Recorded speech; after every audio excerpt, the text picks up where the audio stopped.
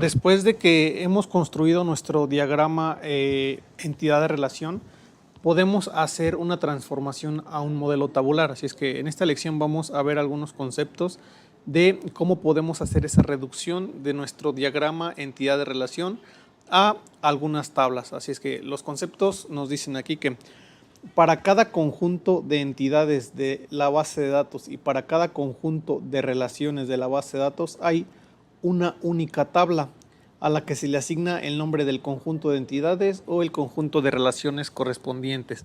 Por ejemplo, si yo tengo un conjunto de entidades cliente y un conjunto de entidades préstamo, voy a tener dos tablas como tal y se van a llamar como tal con el nombre del conjunto de entidades correspondiente.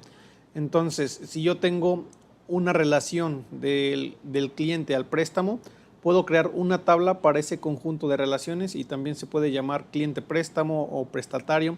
Así es que para cada entidad y para cada, o más bien conjunto de entidades y conjunto de relaciones, va a haber una única tabla. Cada tabla va a tener varias columnas, cada una de las cuales tiene un nombre único. Estas columnas van a pertenecer a los atributos de cada conjunto de entidades. Los modelos ER y MR son representaciones abstractas y lógicas de empresas del mundo real. O sea que todo lo que vivimos en nuestra empresa, en nuestro mundo, en nuestra vida laboral, en nuestra vida cotidiana, lo podemos hacer con una representación abstracta y lógica mediante un modelo de entidad de relación o un modelo relacional. Y pues estos son representaciones del mundo real. Aunque existen diferencias importantes entre una relación y una tabla, una relación se puede considerar informalmente como una tabla de valores. Entonces vamos a ir con la siguiente presentación. Y aquí nos dice cuál es la representación tabular ya cuando vamos a convertir nuestro modelo entidad-relación a un modelo a tablas. Nos dice que entonces representación tabular de un conjunto de entidades fuertes, sea E un conjunto de entidades fuertes con los atributos descriptivos, que en este caso pues, son los atributos que vamos a convertir en columnas A1, A2, A3 hasta AN. Aquí pueden ser dos atributos, 3, 4, 5, 6 hasta N. Esta entidad se va a representar mediante una tabla llamada E. Si es que esta es mi entidad y esta es mi tabla con N columnas distintas, cada una de las cuales corresponde a cada uno de los atributos de mi entidad o de mi conjunto de entidades, y cada fila corresponde a una entidad del conjunto de entidades N. Por ejemplo, aquí tenemos nuestro diagrama entidad-relación con la entidad, el conjunto de entidades préstamo. Préstamo tiene dos atributos. Tiene un atributo que se llama número de préstamo y tiene otro atributo que se llama importe. Así es que aquí tengo mi conjunto de entidades con sus atributos. Para cada atributo de mi conjunto de entidades voy a crear una columna en el modelo tabular. Tengo número de préstamo y el importe, y cada fila que tengo aquí, tengo 4 filas, corresponde a cada una de las entidades. Por ejemplo, si nos regresamos si recordamos el diagrama anterior, teníamos una entidad, un conjunto de entidades de cliente, y ese cliente tenía algunos atributos. Así es que si tiene 4 atributos mi conjunto de entidades cliente, voy a tener 4 columnas, una para cada atributo, que sería, por ejemplo, el ID del cliente, el nombre del cliente, el teléfono del cliente, por ejemplo, y el correo del cliente. Así es como vamos a hacer nuestra representación tabular de una entidad fuerte. Después tenemos las entidades débiles, que las entidades débiles, pues así en resumen, dependen de una entidad fuerte. Aquí vamos a ver la teoría, nos dice que sea A un conjunto de entidades débiles con los atributos descriptivos A1, A2 y A3, y sea B el conjunto de entidades fuertes del que A depende. Entonces necesariamente A depende de B, sea A una entidad débil y B una entidad fuerte. Sea la clave primaria de B el conjunto de atributos B1, B2, B3 hasta Bn, se representa el conjunto de entidades A mediante una tabla llamada A con una columna por cada uno de los atributos del conjunto y tenemos aquí el conjunto de todos los atributos de A con una unión a todos los atributos de B. ¿Qué quiere decir esto? Que si yo tengo, por ejemplo, vamos a ver aquí el diagramita, vamos a regresar un poco. Este de aquí, el de pago, es una entidad débil. Préstamo es la entidad B, que es la entidad fuerte. Pago es la entidad A, que es la entidad débil. Entonces, pago depende de préstamo.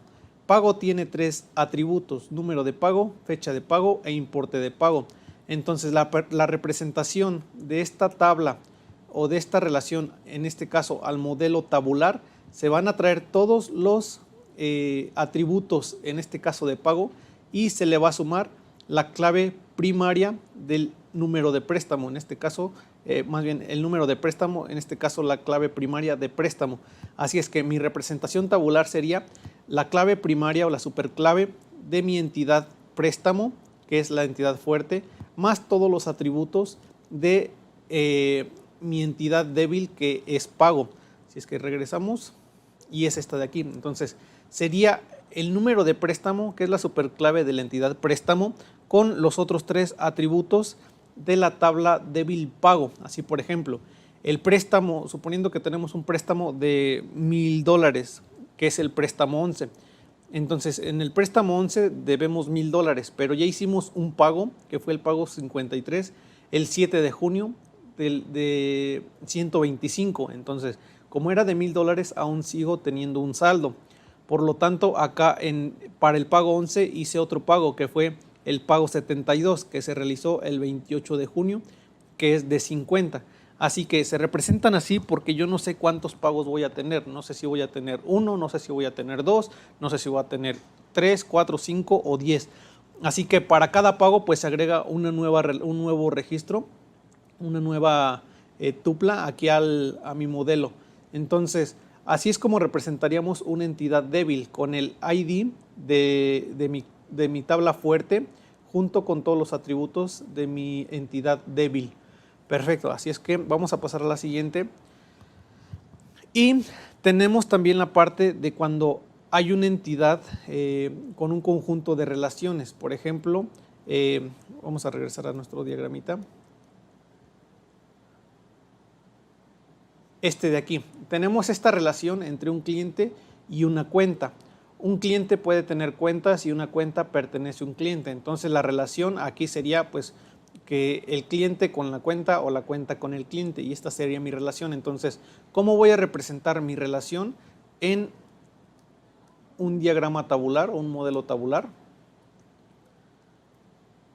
Aquí está. Entonces, sea R un conjunto de relaciones y sean A1, A2, A3 y consecutivo, el conjunto de atributos formados por la unión de las claves primarias de cada uno de los conjuntos de entidades que participan en R, y sean B1, B2, B3, los atributos descriptivos de R, en caso de que los tenga, porque puede que R no tenga atributos descriptivos. En este caso, el atributo descriptivo es la fecha de acceso, el atributo descriptivo de mi relación R.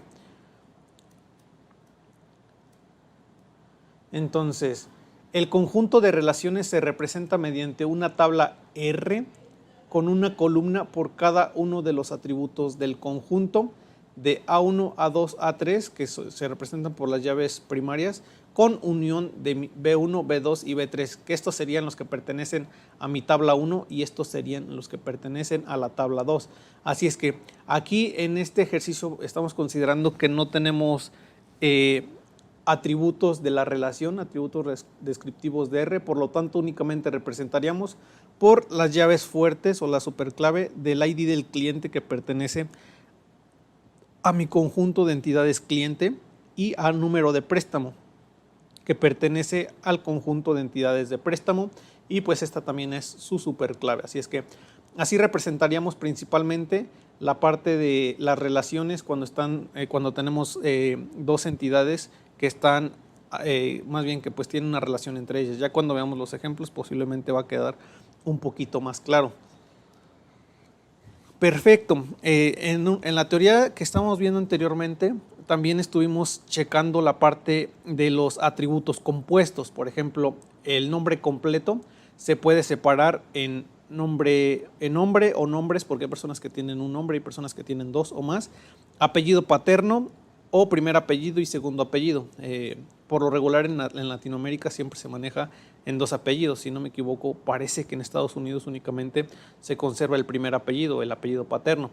Así es que aquí vamos a hacer el ejemplo con dirección y vamos a suponer que dirección únicamente se separa en calle y en ciudad. Así que los atributos compuestos se manejan creando un atributo separado para cada uno de los atributos componentes. No se crea una columna separada para el propio atributo compuesto. Entonces, si yo tengo un atributo de dirección, podría aquí yo poner en un mismo atributo, en una misma columna, toda la dirección. Por ejemplo, calle 1, Bogotá, número X, y después podemos poner el estado y la ciudad, etcétera.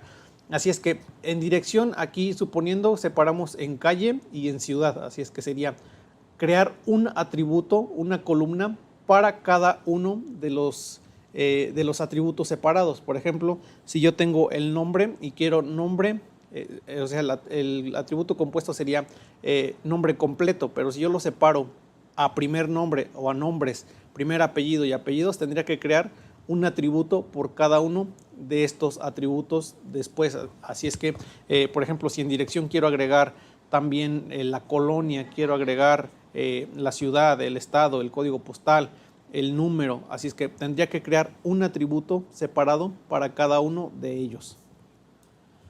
Después tenemos los atributos multivalorados, que hay ocasiones en las que un atributo puede tener diferentes valores. Por ejemplo, un número de teléfono, un número de contacto, una dirección de correo electrónico. Así es que se ha visto que los atributos en el diagrama ER generalmente se asocian directamente en columnas para las tablas apropiadas. Los atributos multivalorados, sin embargo, son una excepción. Para estos atributos, lo recomendable es que se creen nuevas tablas. Por ejemplo, aquí tenemos un ID de cliente. Tenemos un ID de cliente y un número de teléfono. Yo como cliente puedo tener, y aquí también tendríamos que tener en consideración algunas restricciones, pero como cliente puedo tener un número de teléfono y puedo tener un número de contacto y puedo tener un número de emergencia y puedo tener aparte el número de la oficina. Así es que podría tener como atributo de teléfono múltiples valores. De correo puedo tener el correo de la empresa en la que laboro, puedo tener el correo que uso para todos los servicios de Google, que sería el @Gmail. Tengo otro para el Microsoft, en este caso para la licencia de Microsoft, que es @Hotmail. Entonces también podría tener varios atributos en la dirección de correo. Entonces, como les comento, lo recomendable sería que se separe o que se limite a uno o a dos. Pero si vamos a tener varios, lo recomendable es que se creen nuevas tablas. Por ejemplo, aquí el cliente, con un ID de cliente, aquí esto supone que es el mismo cliente, 01928374, tiene dos teléfonos, 462-283-2914 y 5583-9204-83. Esto nos está indicando que el mismo cliente, en este caso, tiene dos números de teléfono. Este tiene uno y este tiene otro. Así que así es lo recomendable separar los atributos multivalorados, porque si no tendríamos que crear un montón de atributos en nuestra misma columna y eso nos daría posibilidad a que, por ejemplo, alguien pueda tener tres números de teléfono, números de contacto, y alguien pueda tener dos. Entonces haría mucho que tuviéramos muchos valores nulos. También otro ejemplo podría ser, por ejemplo, para subordinados o para una persona que está empleada pero tiene trabajadores a su cargo. Puede que uno tenga 2 trabajadores, puede que otro tenga 5 trabajadores, puede que otro tenga 20, puede que otro tenga 40.